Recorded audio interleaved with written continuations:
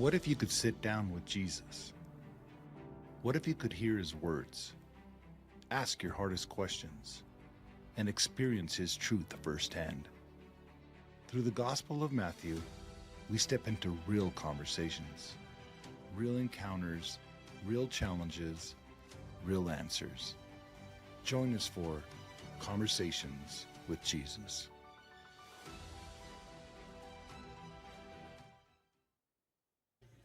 Great to see you guys. My name's Randy. I'm one of the pastors here.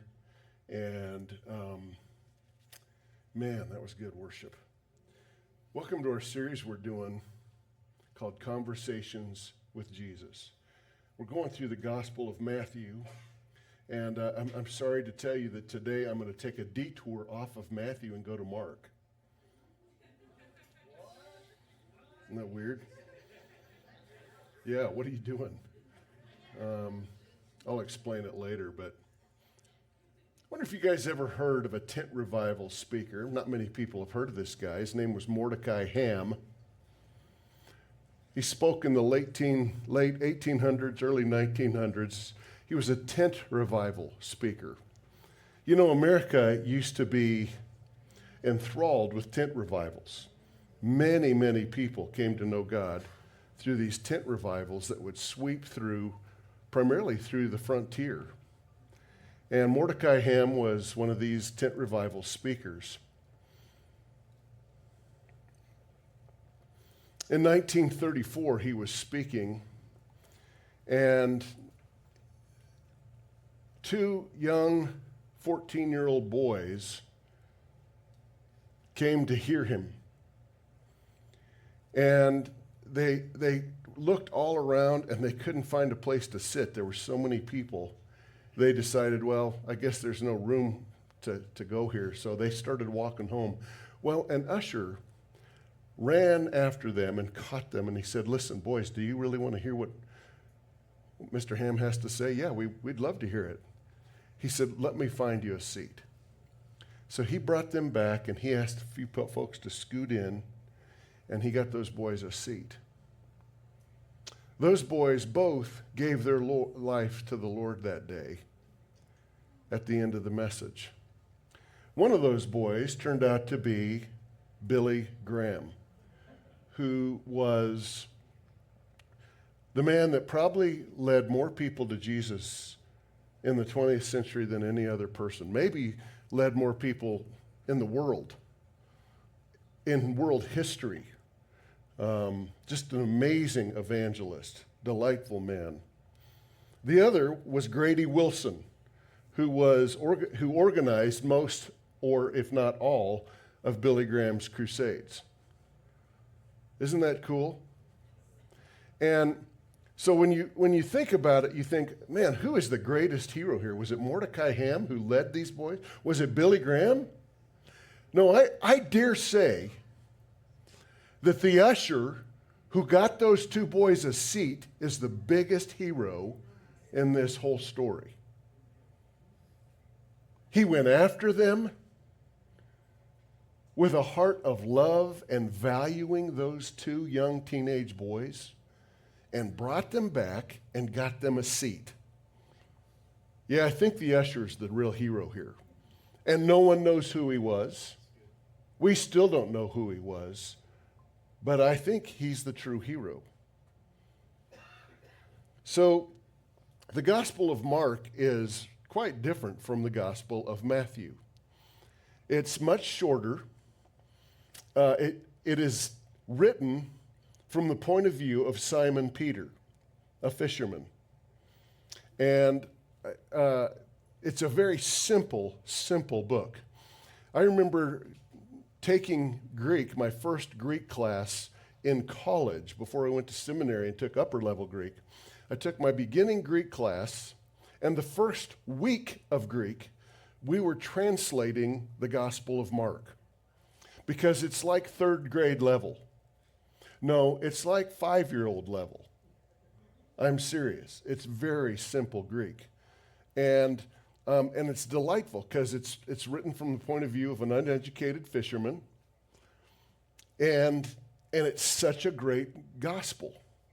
If you're just getting in to know Jesus, Mark would be a great one for you to read because it's just simple, okay?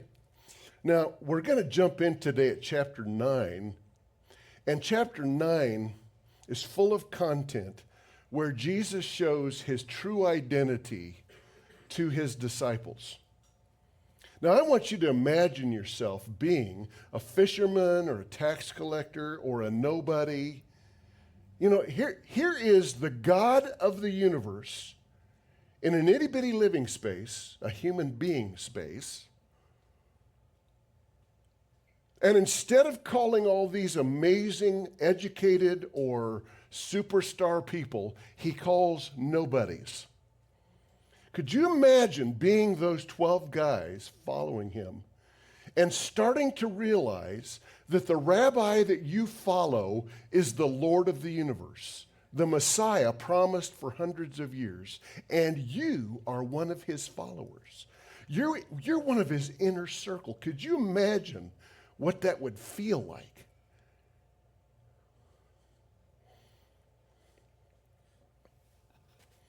At one point, Jesus brought them to this place called Caesarea Philippi, which was, I'll show you on a map here, but it's, I'll show it later, but it was a place known for literally thousands of years as a place of worshiping foreign gods. Now, there is a hole right at the base of Mount Hermon that for hundreds of years they had called it the gate to Hades. And they believed that the fertility gods would go there in the winter. They would go back down to the underworld through this hole and spend the winter there. And then they would come back. Then the Greeks came and said that this is where the Greek god Pan emerged. And people worshiped Pan right here. And they worshiped him by doing prostitution and by doing unspeakable things with goats, because Pan was half man, half goat. It was a evil, evil place. And it's interesting that Jesus brought them to this evil, evil place. And he asked them, "Who do people say that I am?" And Peter blurts out, "You are the Messiah. You're the Son of the living God." Now, that is a picture right there from the show called The Chosen. And in season 5, just the latest season, they showed kind of really what happened as Peter said that.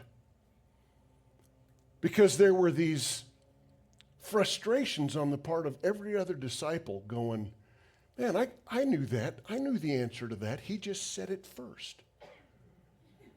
I could have been the rock." They were upset. Gosh, how come he gets to be the leader just because he answered a question first? And it was funny, like The Chosen showed how everybody was just ticked, you know, just kind of going, "Man, I knew the answer to that. Oh, gosh, I could be the leader of this group." And Peter, why does Peter, like just Peter, he's just Peter.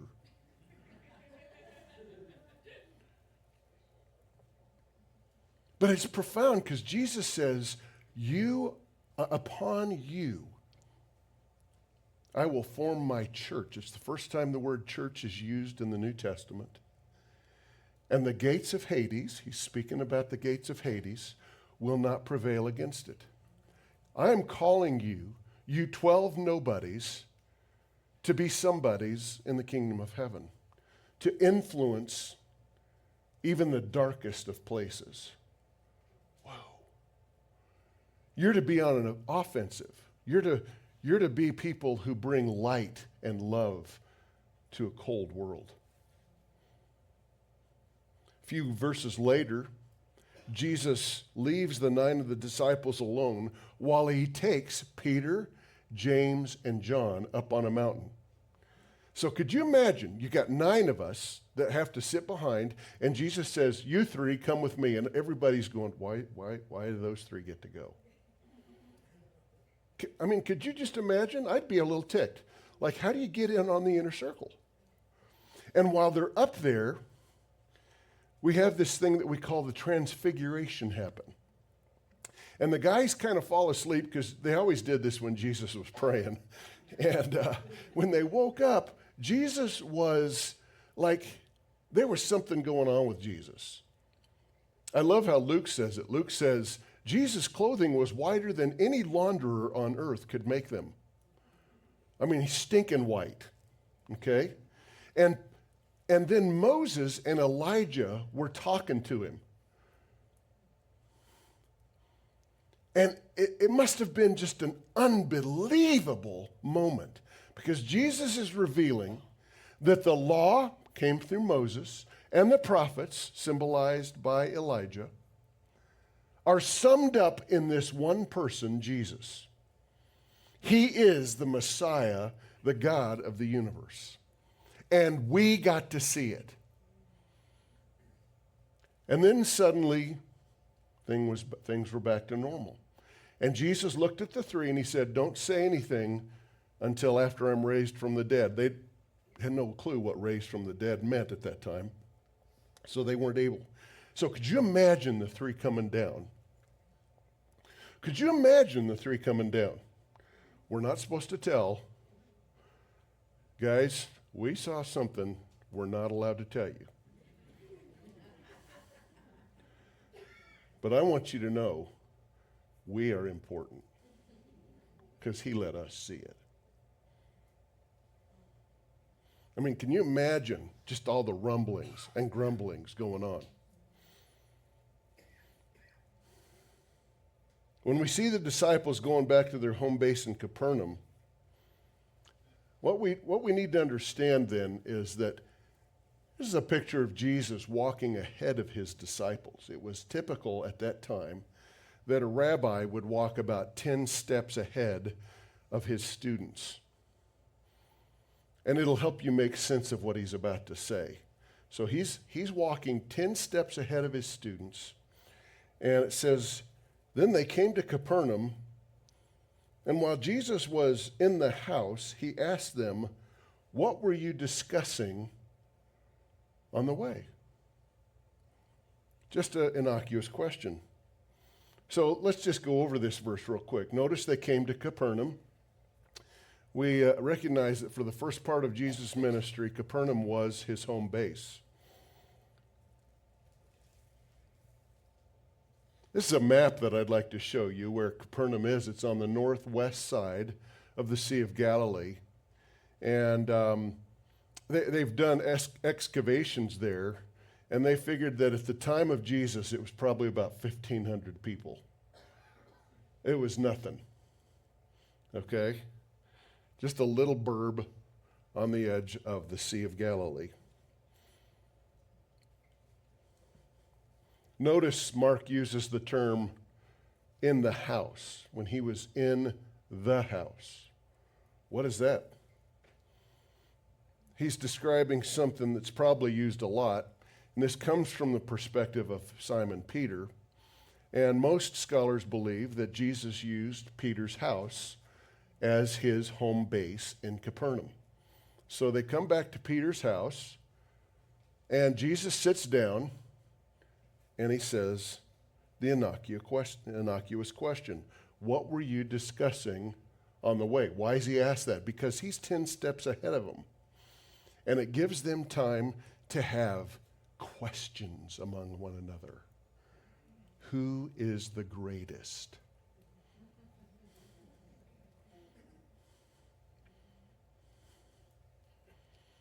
Are you catching? Peter's been described as the rock. The 3 get to go up on the mountain. All 12 get to be chosen by this guy who is setting up home base on the planet for God to rule the earth. And we're the first 12. And so they're talking among themselves. And it says, but they were silent. For on the way they had been arguing about which one of them was the greatest. Isn't that a funny discussion?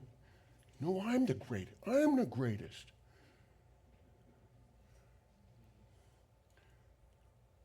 Doesn't it kind of remind you of little elementary age kids? You know?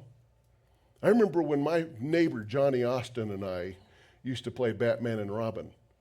And we would argue about who was going to be Batman and who was going to be Robin.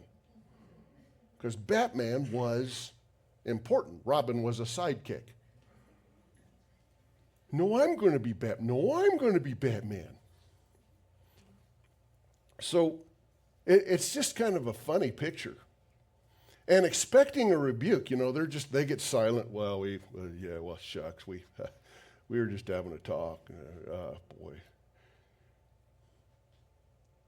They're expecting him to rebuke them. But what's interesting is Jesus does not give a rebuke. Now, before we go on, how many of you, when you were growing up, had a sense that you were going to be something great someday? Not everybody gets that. Like some of you sat there and went, I never thought about that. I just wanted to be me. That's fine. But some people really do have a sense of greatness. Would anybody want to raise their hand and say, yeah, I had a sense of greatness when I was growing up? Look at these kids. Isn't that good? Anybody? Nobody else? Okay, thank you. It's all kids. Okay, it is all kids. All these adults had no sense of greatness. Code, you didn't have one? Not really? Just want to be a fireman. Okay. Wow. That surprises me. So sitting down, Jesus called the 12 and said, if anyone wants to be first, he must be the last of all and servant of all. He is not rebuking them one bit. He's telling them, so you want to be great? All right, I'll tell you how. Let me explain how you get to be great in my kingdom. You choose to be the servant of everyone else. This is where my Father sees greatness. When you choose to be last, that is the greatest in my Dad's kingdom. When you choose to be last. So please pursue greatness. Go after it. He's not telling them, shame on you, just shame on you, thinking that you could be great. No, he says, if you want to be great, let me tell you how. Be the servant of all. I love that. Now, catch what Jesus does now. Then he had a little child stand among them. Taking the child in his arms, he said to them, now let me stop there. Now, I'd like to give you a little Greek lesson here. I know that sounds boring to you because pastors throw out the Greek and the Hebrew all the time, but this is so vital. So Greek has different voices.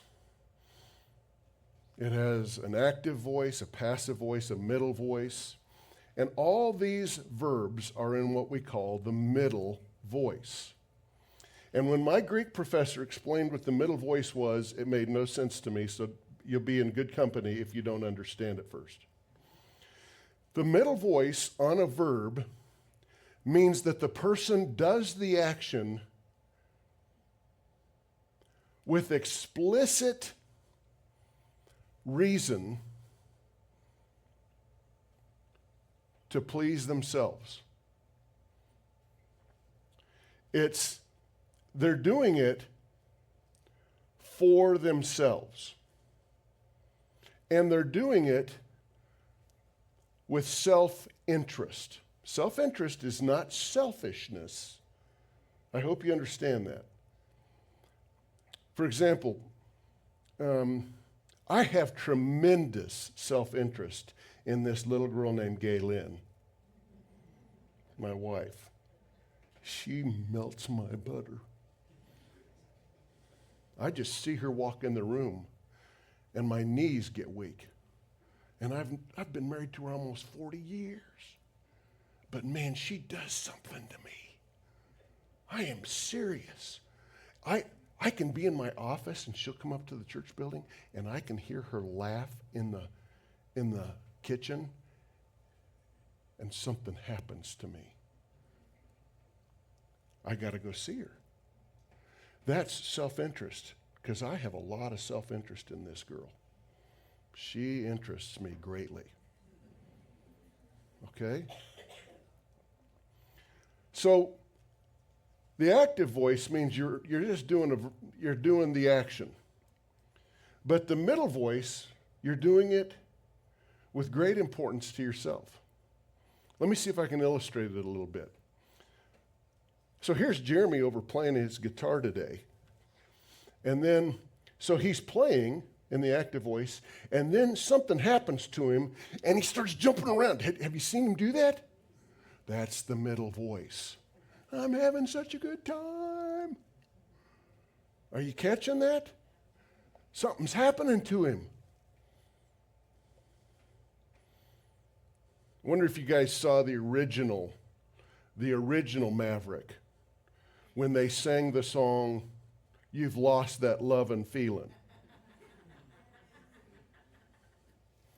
So what it's implying is this. She's kissing him. That's an active voice, kissing him. But she's lacking the middle voice. Because he says, you never close your eyes when we kiss anymore. Sing it, Randy.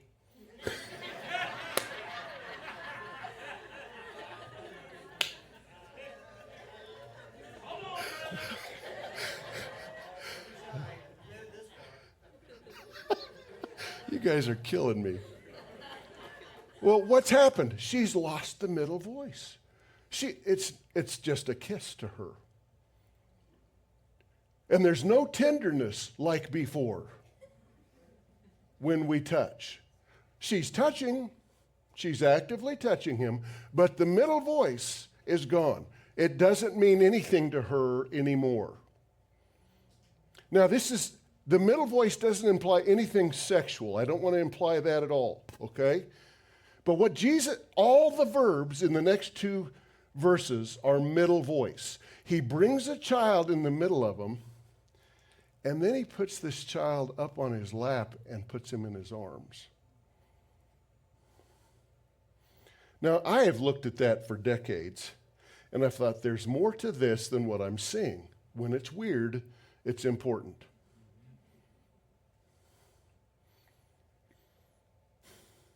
And I began parsing it in the Greek, and I began realizing that this is done in middle voice. So, by his attitude, he is communicating that this child is vitally important.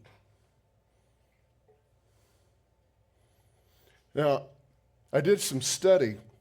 I found out that really it's been there for thousands of years, but especially then, during the first century, people in the Middle East, men in the Middle East, loved their children. They did.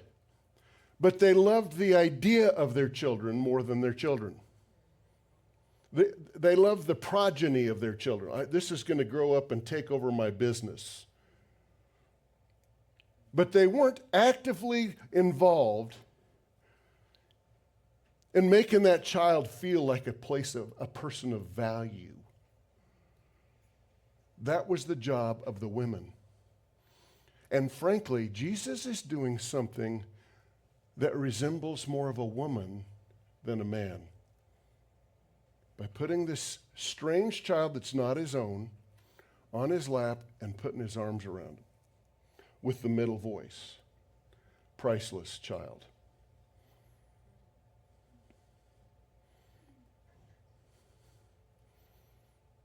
And it was probably scandalous. These guys were saying, You mean to tell me the women have been right all along?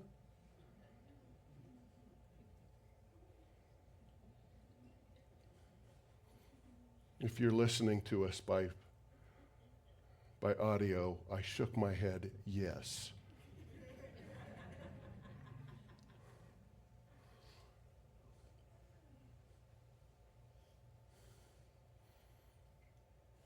You know, my granddaughter lives with us. And when she comes up the stairs with Mama, my wife has a way of just making her feel like she's the greatest child in the world. I thought I did too. But who does she want to see? My wife.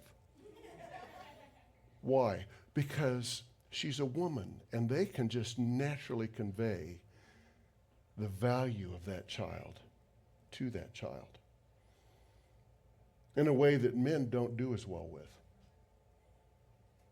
Now, she's excited to see me. She is. She'll smile at me. But, boy, is she glad to see my wife.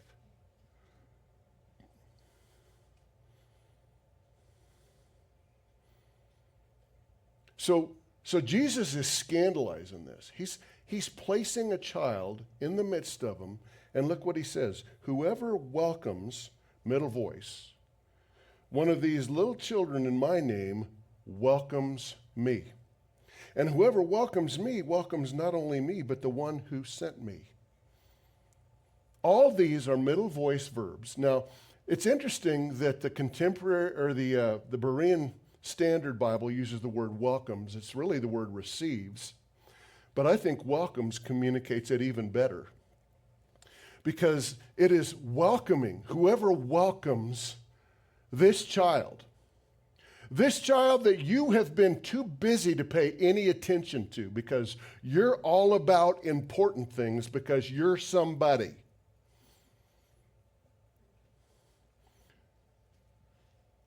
Most men don't care about other people's children. A lot of people don't care about other people's children. May I say that the greatest in the kingdom are children, says Jesus? And working with them with the middle voice, because it's important to you, is the greatest thing you can do.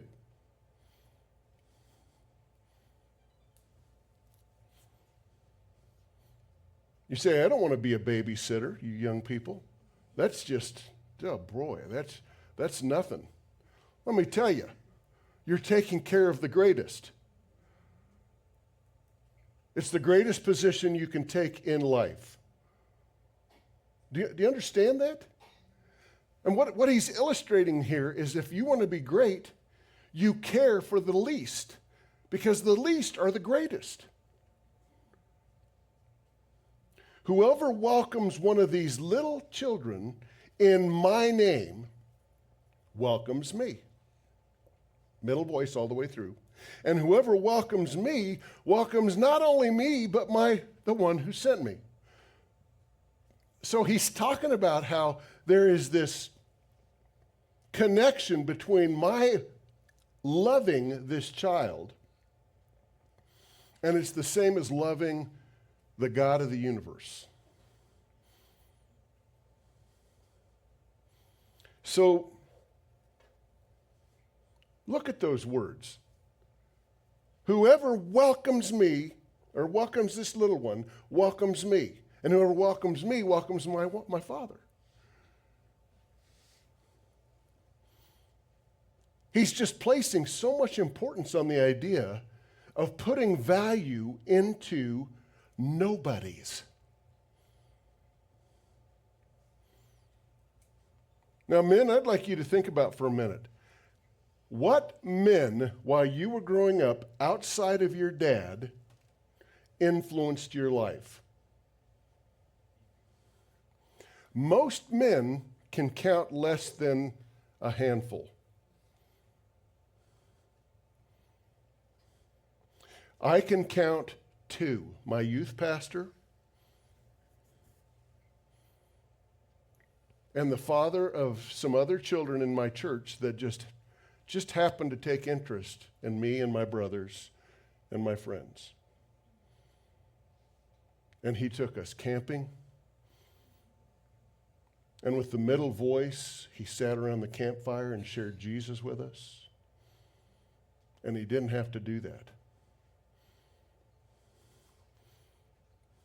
Man, how many men influenced you as a child? Men, let me just say this.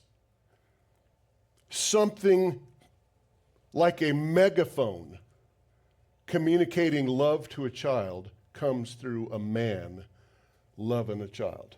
It's a megaphone. It communicates so much. Ladies, I'm not putting yours down at all. It's just that they hardly get enough from men.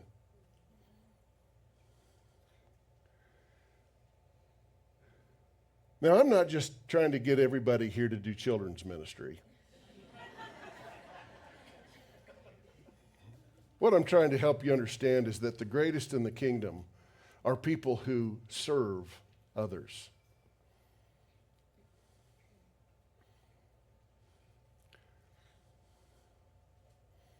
So here's the take home for the day. Do I see service as a duty or a joy to please my Father in heaven? No, be honest with me. Be honest with yourself. See, if it's a joy, it's a middle voice.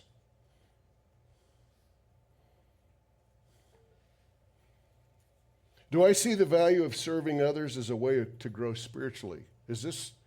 Do I see that? And third, what's my next step today? Will you pray with me? Father, would you show me very specifically and very clearly where you would like me to serve in ways that seem like they are trivial and mean nothing, and yet could impact people like Billy Graham and his best friend. Lord, show me where you want me to be. In Jesus' name, amen.